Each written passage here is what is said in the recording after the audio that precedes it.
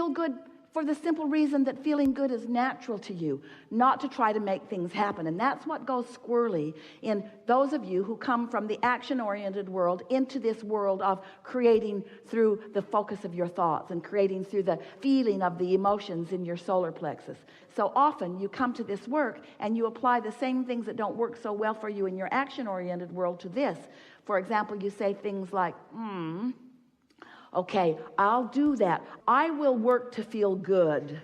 I'll pay the price of feeling good, Abraham, if it will get me that. Well, there's the rub. Because in the doing it to get that, which I don't have, now I'm introducing resistance into my own equation. Do you feel what we're talking about? Yeah. But when you want to feel good because you want to feel good, every single thing you want, pile of money, beautiful relationships, circumstance and events, everything that you want is because you think you will feel better in the having of it. But you've got to turn it around. You got to feel better because you want to feel better, because you want to feel better, because you want to feel better. You cannot have the ulterior motive of needing to fill this void with that, because that motive of needing to fill this void will keep this void alive and active forever. You see. Did you hear that? Yes. We are shouting. You don't need all of that to happen in order to feel good. That's why it can be unconditional. That's why we're so good at it. There are no conditions for us to resist. We are unconditional. We know what you want is done. We don't need the manifestation to be there. The condition is irrelevant to us. That's why we're able to stay in the high vibration. You got to find out a way to do that too, you see. You got to talk yourself in to feeling good unconditionally. Did you get the job? No. Why are you smiling? I just feel good. But why do you feel good? You didn't get the job. Well, what's that got to do with anything? I just feel good. Did you win the lottery? No. Well, you look like you won the lottery. What's the matter with you? Why are you so happy? Because I just feel good. Why do you feel good? Because I want to feel good. Because I'm not thinking thoughts that keep me from feeling good. You're starting to make me not feel so good. I think I'll go somewhere else. But unconditional. I feel good because it's natural for me to feel good. It's natural for me to feel good. It's natural for me to feel good.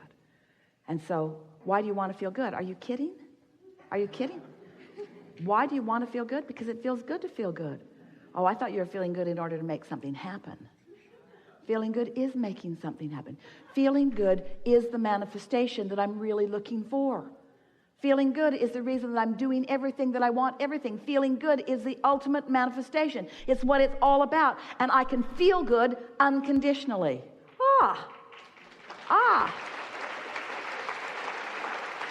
Well, how do you feel good unconditionally? By focusing upon something that's easy to feel good about. Well, isn't that a condition? By finding the feeling in something that feels good. Well, isn't that a condition? Well, thought about money and I didn't feel good, and I thought about dancing and I felt better. That is sort of conditional, but I found something that I already had momentum going. I found something where I already felt good, where I didn't need a change in conditions to continue to feel good. Ooh, okay, so we're onto something here, aren't we? So you're standing, always reaching for more. But in the reaching for more, if you could just be satisfied with what is, the more must come. But if you're dissatisfied with what is, then the more can't come.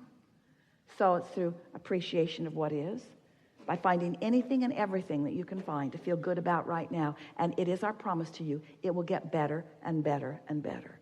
Esther went right back to the basics. She took her notebook, believed us, took us at her words, and sat for an hour one morning and just wrote the word fun. Fun. Fun. And she couldn't write the word fun long before she started to receive images and thoughts and ideas, suggestions of what is fun.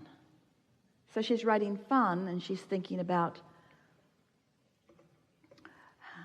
the trip down the river. It was really fun. And then she's thinking about fun, and she's thinking about the treasure hunt with the grandkids. And then she's thinking about fun, and she's thinking about friends on the cruise who are so fun. She's thinking about fun, and then images of really fun people came into her mind. She's thinking about fun. In other words, she couldn't just stay on the singular word fun.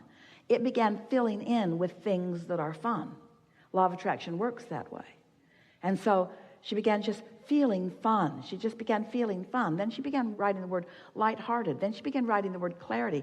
Clarity was a breakthrough for her, because when she began writing the word clarity and she realized how clear she was feeling, how good it feels to be clear-minded, how good it feels to have clarity about things. Someone asks you a question and you're in a state of clarity. It's easy to offer the answer. When you focus in a way that you're not introducing clutter in this moment, it clears out. It just does. And as you do it the next day and the next day and the next day and the next day and the next day, you just, these are not the best words, but maybe they fit right here well for you. You clean up your point of attraction. You just clean it up a little bit at a time until you stand in this place of being blessed. You just stand in this place where you expect good things to happen to you. And then everywhere you go, people treat you nice. Everywhere you go, things turn out the way you want them to. It's just everything happens nice for you. And then eventually, usually, sometimes you'll meet up with somebody, usually somebody you know, usually someone who knows you, who feels jealous of how well your life is going when their life is not going so well. And then they will say to you, as they say to Esther, well, it's because you had money that happened. And Esther said, that did help. That helped a lot. That helped a lot. But the money came in the same way that comes. It all comes in the same way. And that person who said that just blocked the flow from themselves. They stopped all the well-being that was on its way to them that day by making that statement, by making that comparative statement, by saying, you get this for this reason, and I don't have that reason. You've got a condition in your life that allows that good to come to you, but that condition is not in my life. Therefore, I do not believe that will come to me, so it cannot. You see how it works? Today, we want to show you how you can tend to the only thing that is important for you to tend to, which is your point of attraction. Your point of attraction.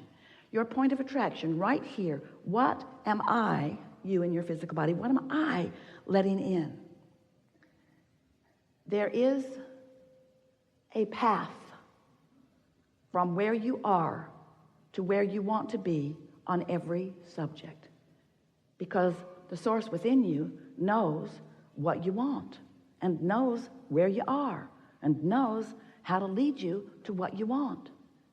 And so we call that the path of least resistance, because if you've got resistance going on, you can't see the path. In other words, if you really want something and you're trying so hard to make it happen, the very effort that you are offering is the indicator that you've got the wrong frequency going on and you just can't see the path. You can see the path of most resistance. Work long hours. Get too tired. Try to get other people to understand what I mean. Explain until I think my head's going to explode. Need others to see it my way. Justify my position, defend my position, rationalize my decision. Try. That won't get you to where you want to be, and the path that you're on is miserable in the process. That's the path of most resistance. So when you begin to understand that you are a vibrational being and that you live in a vibrational universe, and you understand the physics of vibration, and you really do, you just sometimes don't know that you do, then you can have a path of ease and flow and fun and clarity and precision. Oh, clarity. Nothing more delicious than to want something and feel yourself in the process of becoming it. So we want to put most of the emphasis on what you're doing with your point of attraction. How you doing vibrationally? Do you have a big wad of resistance all balled up in you? You can tell if you're ornery all the time, or if you're fearful, or if you're angry. That's what that means. But if you are joyful, if you're feeling good, if you feel lighthearted, you remember that lighthearted feeling? You remember being a kid and having a day when nobody was on your case? They didn't even know for sure where you were. And you felt free. You felt free. That lighthearted feeling. Esther used to say to Jerry, let's go get a Coke and pretend like we're on vacation. It's like that feeling of being on vacation, that feeling that nothing needed to be done other than what I am feeling my way to. That's the way you are meant to live every single day. That's the way it's supposed to be all the time. And until it is that way, you're not going to be in a place where you're following your path, and you're going to be working way, way, way harder for the crummy little things that you're allowing for yourself instead of, don't mean to be disrespectful, but really the mediocrity that you put up with. It's stunning. It's stunning how much of what you really want you are denying yourselves of having. Oh, and then you justify, well, I want to be spiritual. I don't want to be materialistic. And we say, then you should have stayed where we are, where nothing manifests. Just think about things. But you're here for manifestation. Manifestation is the most spiritual, perfect part of the creative process. That's why everything that you know as God and source and spirit is focused here with you, out here on the leading edge.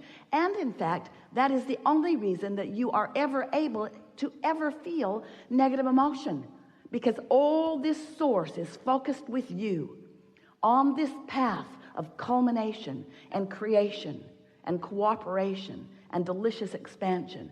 And when you deprive yourself of that signal, you feel rotten. And then you assume you're doing something wrong or that you're being denied it. You are not ever being denied anything, but you deny yourself plenty. And the way you deny yourself plenty is by getting all screwy in your vibration. Things like, I'm not a good person. Are you kidding? I'm not a good person. I wasn't born at the right time. Or my mother, it's my mother's fault. Whether you are blaming yourself or someone else, you're holding yourself in a vibrational frequency that is not allowing you what you're wanting to come into your experience. So we're eager to visit with you today. We want to help you to understand that the laws of physics that you understand, like the law of gravity, which is consistent, you don't have to go to a school about gravity. They don't say to you in your first days in school, you know, if you don't come to this class, you could fall up. Many, many children are missing.